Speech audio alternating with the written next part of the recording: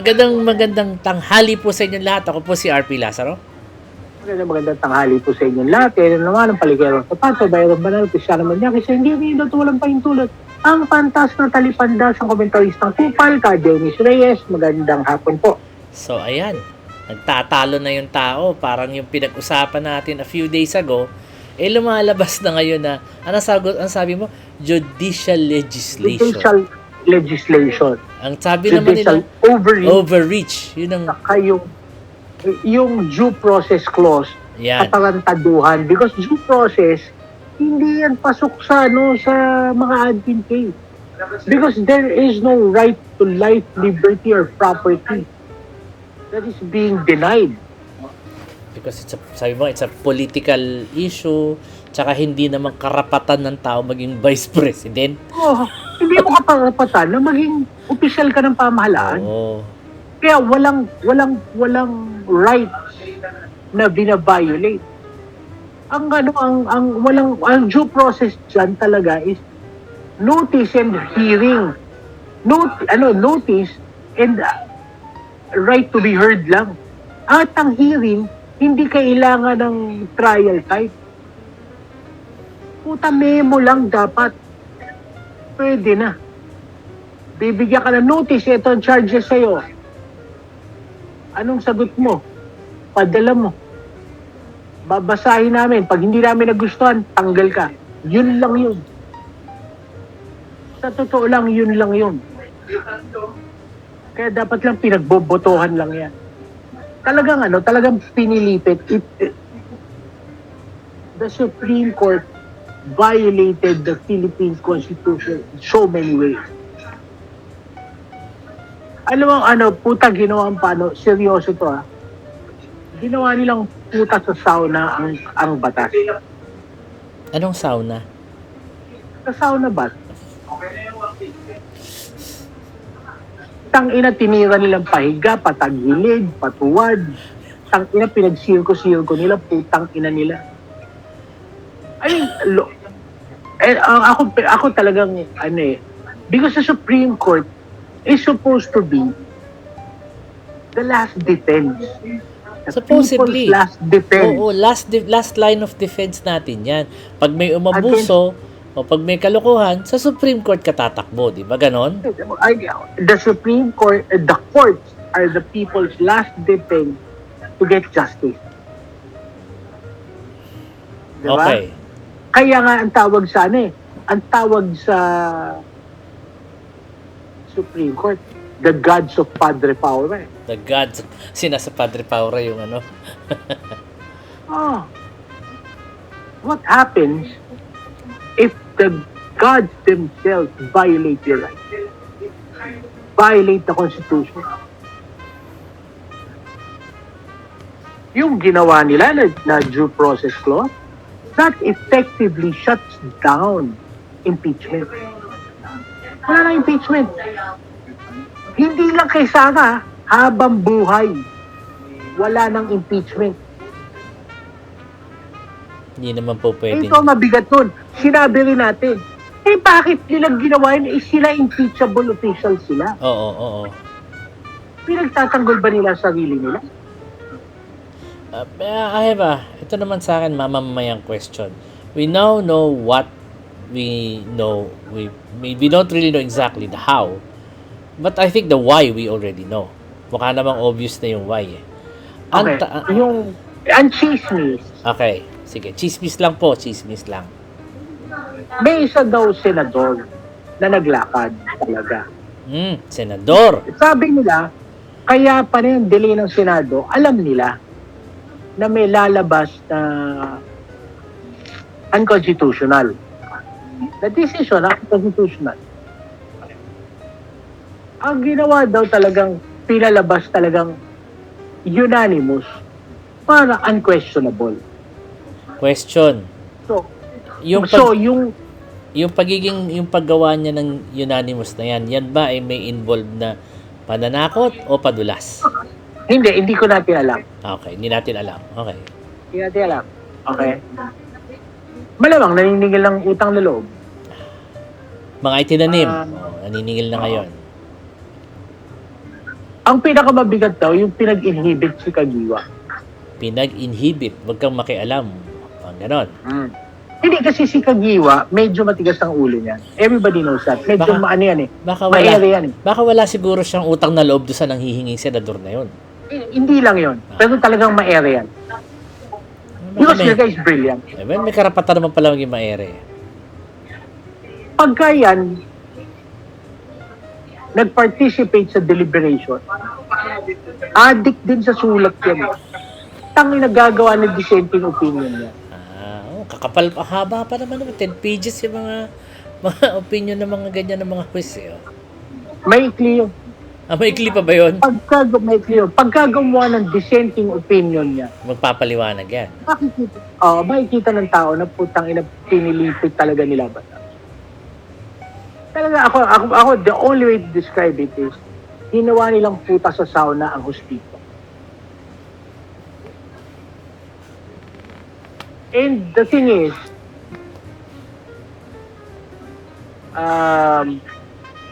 wala tayong tatakbuhan. Wala na. Ang pinakamabigat ko. Wala Oo. tayong Wala tatakbuhan. na. That's it. Wala nang tatakbuhan. That's it. Which gives me the impression na ang lakas pala ng mga Duterte. Oo. Ganun karaming pera. Ganun kadami ng pera. Anong kahaba ang Ang papayag ba kayo? Papayag ba tao bayan?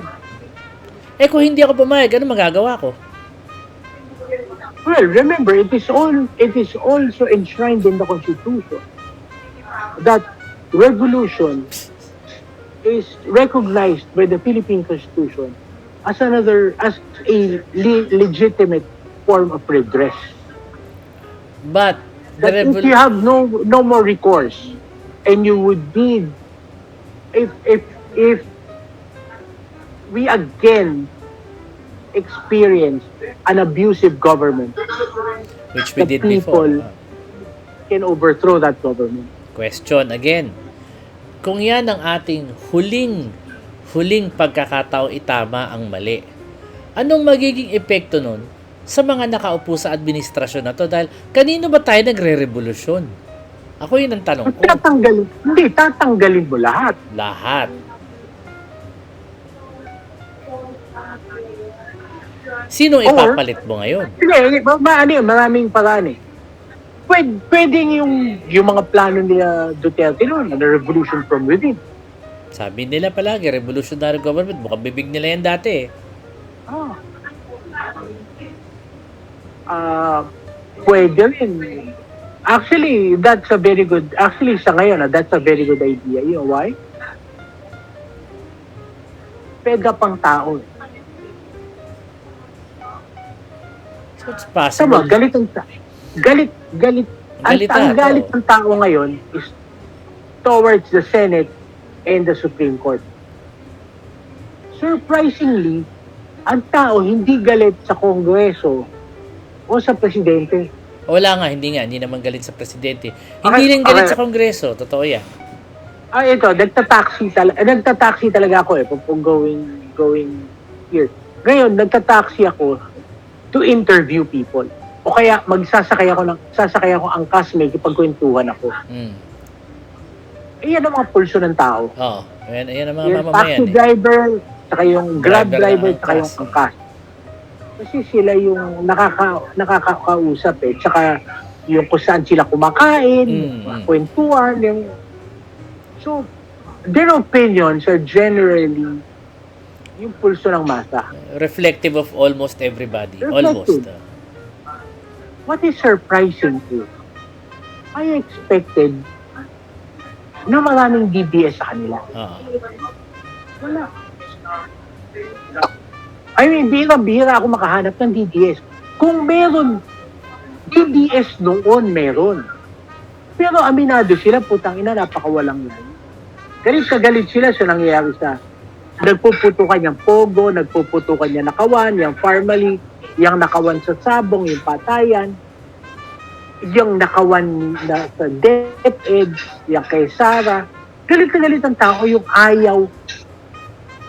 I mean, Ang kinagagalit lang is bakit ayaw iparinig yung ebidensya, ayaw Oo ng nga, trial. ayaw nilang Ano ang magkaroon ng tinatago?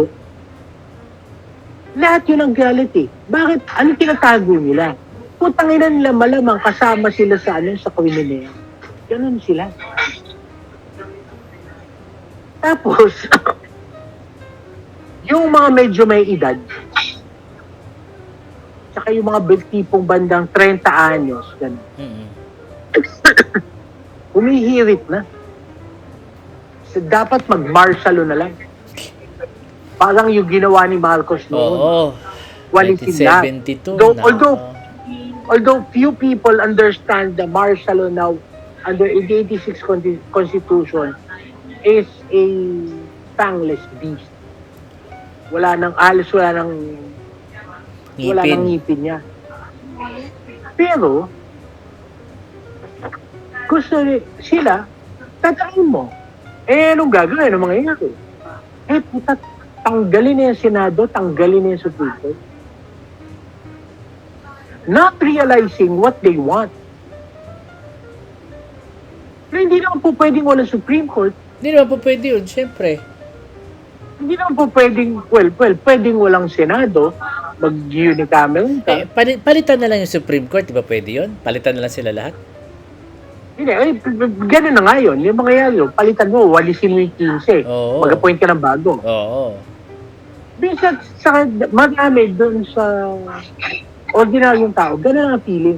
Why? Kasi wala nang Walang takbuhan.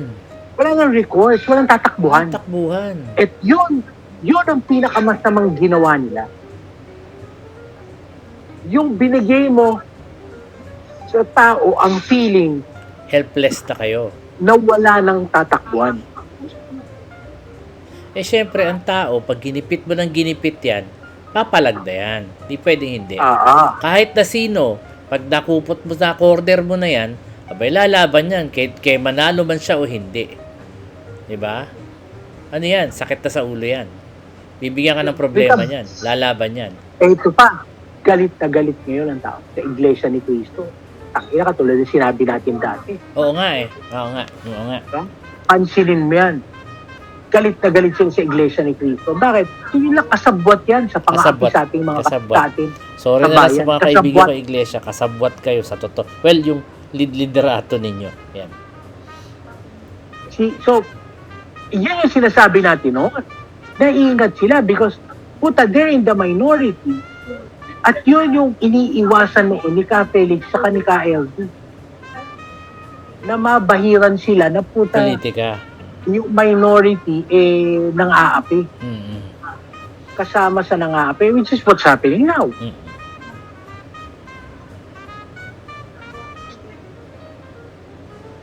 Tinanggal nila yung mechanism ng pressure bomb. Ako yun ang tingin ko. Walang avenue for redress ng tao. That's true. Lumalabas talaga na ganun. Ano yan para sa akin, ako, mamamayan lang ako, pero, syempre, nababaugan ako dun sa, ano ginagawa ng administrasyon? Kayo nasa kapangyarihan, ba't wala kayong ginagawa? Naintindihan ko yung asawa ni Prasco, yung Congressman Prasco, ang kapal ng mukha, no? Hindi mo iboto si Martin, pero ang asawa mo nasa gabinete. Ano yun? Para silang may inaasahang malakas. Para silang may inaasahang dito ako aalyado sa malakas. Itong susunod, para silang may alam na hindi natin alam. Actually, ganun ang dating sa akin. Walang bastonero. Bakit? Hindi ba malakas si Martin?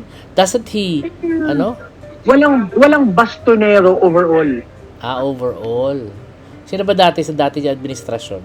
Hindi, yun ang role ng political affairs. Na walang dapat merong gumagawa ng political advisor, walang advisor on political affairs. Wala kang overall political vision. Okay? So kung meron kasi lahat nakatono doon patungo. So meron kang timon, meron kang bastonero na ito ang patutunguhan natin. Ito direksyon natin, Ito direksyon natin. 'Di Kaya, pero pwede magsabing, tangina nyo, bawal mamangka sa dalawang ilog. Kaya di ba, kaya nga, successful si Camille, successful si Ayn. Bakit nga puta, ganun din si Toby.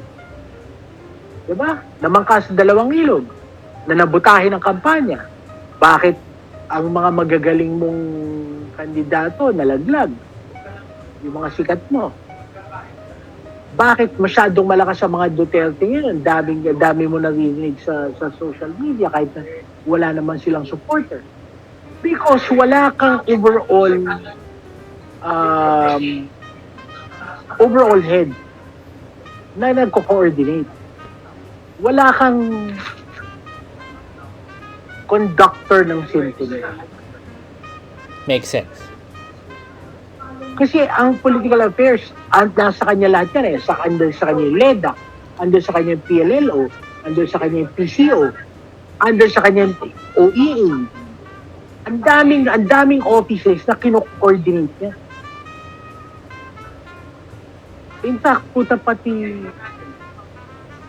at alam ko at certain point pati ang messaging ng DILG, DOJ, dapat papasok yan under the political affairs. Dapat lahat ng sinasabi ng lahat ng tao sa gobyerno nasa isang tono. Kung ano ang message ng presidente, kung saan tayo patungo, lahat sinusunod din. Hindi po pwedeng ginagawa ni Toby Chanco ngayon na sinisiraan si Martin. Kasi hinahabol niya maging speaker. Oo, sabi After niya, ng- I'm not voting for... Natawa ako dun eh. Why am I not Ayun nga. surprised? Sabi ko sa sarili ko. After yung gawing campaign manager, sinabotahin niya yung kampanya, tapos Oo. ang lakas ng loob niya. Hindi niya maging speaker. Diba? Parang ano eh, parang ang they know something we don't. Parang ganun. Yes, yun na. That's good because wala kang coordinating count. Wala kang coordinating head. Wala kang political affairs. So lahat Chismis. kanya-kanyang tirada. Well, eto, nabalitaan ko, chismis, si Anyo daw. Di ba nasa ano siya, no? NSC. Si Anyo daw will retire in December. Medyo health reasons daw ang sabi. Chismis na parang mukhang totoo. Yun lang. Yung mga ganun. So kailangan ng actually yung parang yung Duterte wala rin political affairs. Pero meron siyang Alcusi na yun na nagko-coordinate ng dinaan nila sa PDP laban. Sa partido.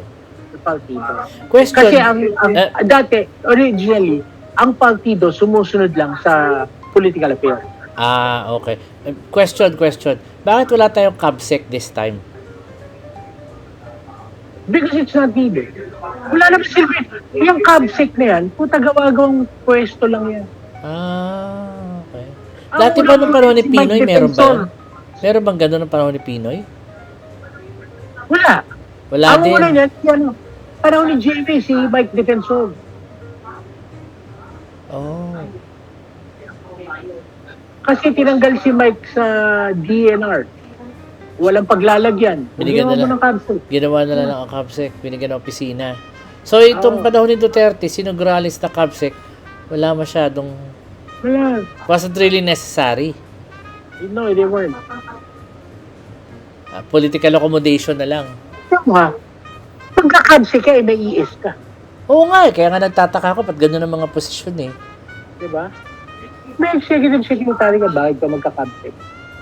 May executive secretary tayo the last time, tas may CABSEC pa. So, di ko alam sino ang alin-alin eh. Nagsasalita si Nograles, nagsasalita si... Sino nga ba yung ES natin? Si Miguel Dea.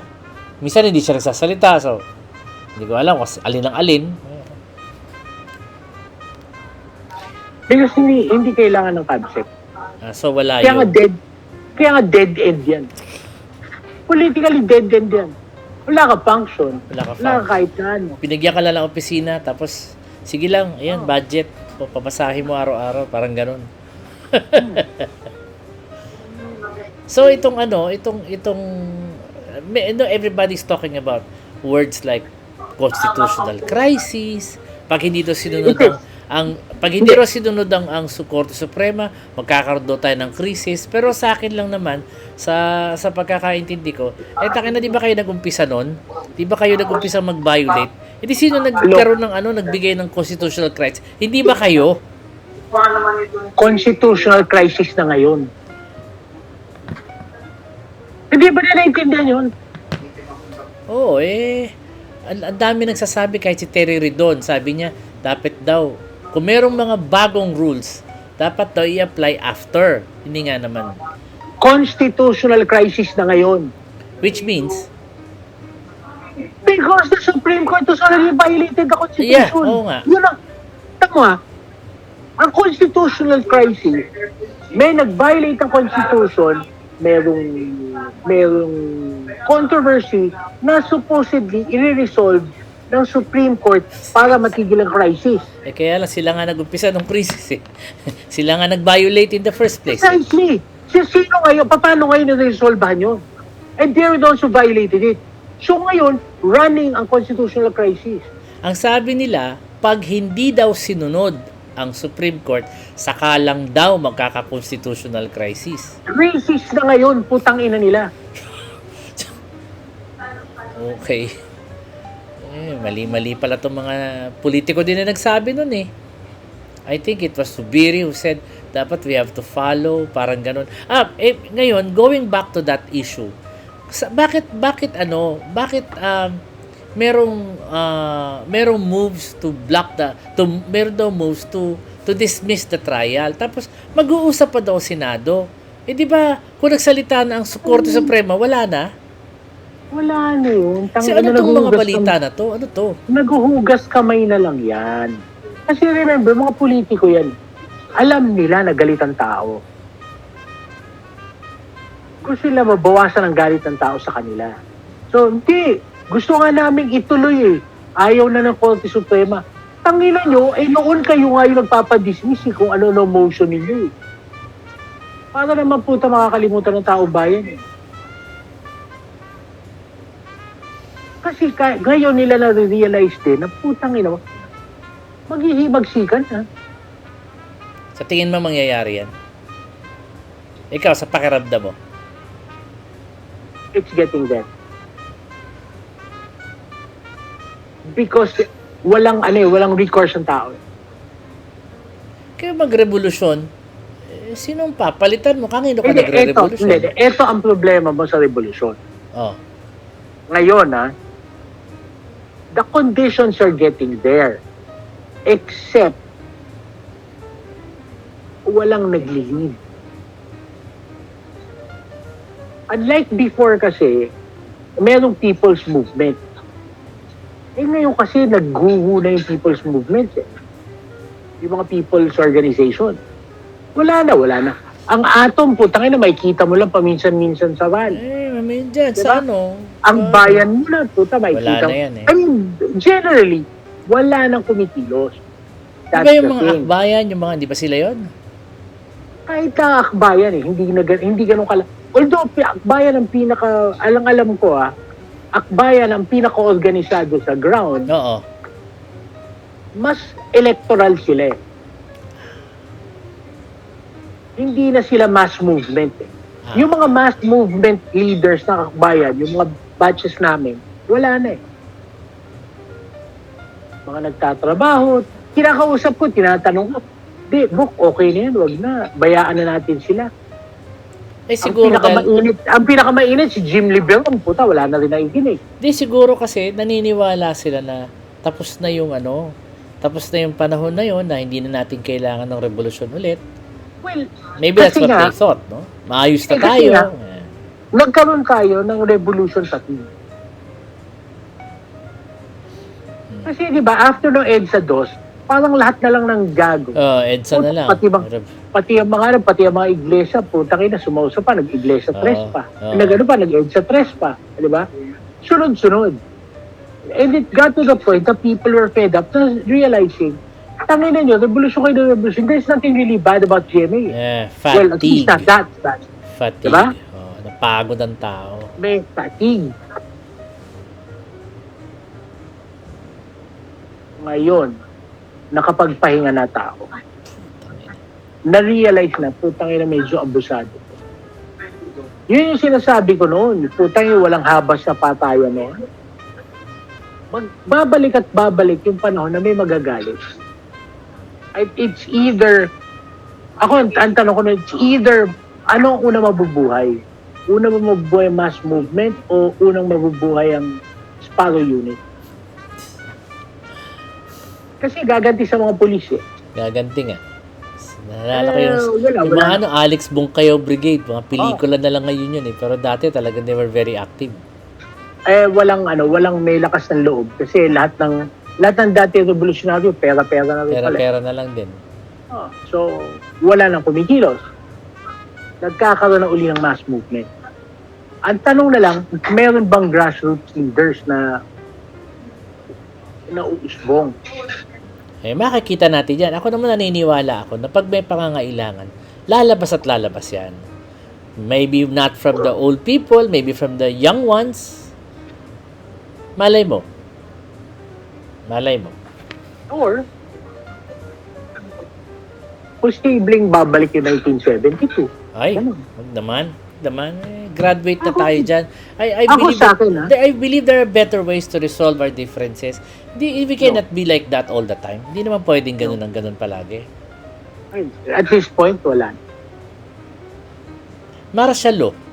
If it's it it's starting to look nice to me, ah. I have to admit, I hate the words. Pero kung martial law para supilin tong mga puwersa ng kasamaan at kadiliman na to, papayag Martial law ako. will not. Papayag Martial law ako. will not work. Because martial law is now a tongueless beast. Maybe under the sun, it may not be so, toothless. I don't know what to think, eh. But You don't, hindi na martial law po eh. Revolutionary government. Nako, mahirap yan. Talaga, it has to be, it has to be a revolution from within. That's the only way to remove yung tanggalin mo lahat ng palitan mo lahat ng Supreme Court Justice eh. Resolve mo yung Senado. Unicameral na lang. Unicameral. And the House would love that, di ba? The House would love that. Actually, in fact, it will be easier for us. Kasi mas matipid. Oo. Oo, ang laki ng tulad yung mga insertions na hindi na yan mangyayari pag wala rin mga senador. Daming pera na mawawala sa kanila. Tanggalan mo nga naman ng trabaho lahat. Total, inuulit lang naman nila trabaho ng supposedly check and balance. Wala naman check and balance. Bigay mo lahat sa House. Di ba? I mean, sino sisisihin nila? Tanggalin lang nila yung nag-go online sabong ng kapal na mukha ay umamin. Tanggalin lang, pauwiin na nila. Kumbaga sa akin, wala silang sisisihin iba eh. Because they arrogated upon themselves to violate the Constitution, to violate people's rights. Now, if the people chooses to do away with them, that is also the people's right to do so. Diba? So, pasensyahan sila pagka umabot doon ang gusto ng taong bayan. Something to think about. I have a few things to say, pero siguro dapat mahirap. Tama kasi sabi mo kanina, may paraan pero hindi ko siya magugustuhan. Hindi, di ba? Hindi mo magugustuhan. Mayroon paraan. Pero the thing is, yun ang lumalabas sa gusto ng tao. Mag-ikot-ikot ka, magtanong-tanong ka, pagkwentuhan ka. Let them voice out their opinion. Don't try to leading them to anything. Makinig ka lang sa kanila. Makinig ka lang. Ako nagugulat ako sa lumalabas eh. Kasi yung dating mga bagay na kailangan kong sulsulan para maisip lang, ngayon hindi. Hindi na. Naisip na nila. Oo. So, kumbaga meron talagang merong exasperation. Meron ng pagsawa ang tao. Puta, sawa-sawa na sila. na walang ginawa kundi magnakaw at nung mahuhuli na sana yung magnanakaw matatanggal sa pwesto, pinagtatakpan pa nila. So, ibig sabihin, pati sila kasabot sa pagnanakaw, kasapakat. Yun yun eh. Doon naubos ang ano ng tao. Ako, yun ang dating sa akin. Lahat, kung dinidepensahan nyo si Sarah, malamang namantikaan kayo. Kasi kung gagawin mo lang naman yung trabaho mo, at hindi ka namantikaan, di, gagawin mo yung trabaho mo, di ba? Anong masama sa paglilitis? Di ba? Kung may numero siya, hindi siya masintensahan, fine, tapos, pero at least nilitis mo.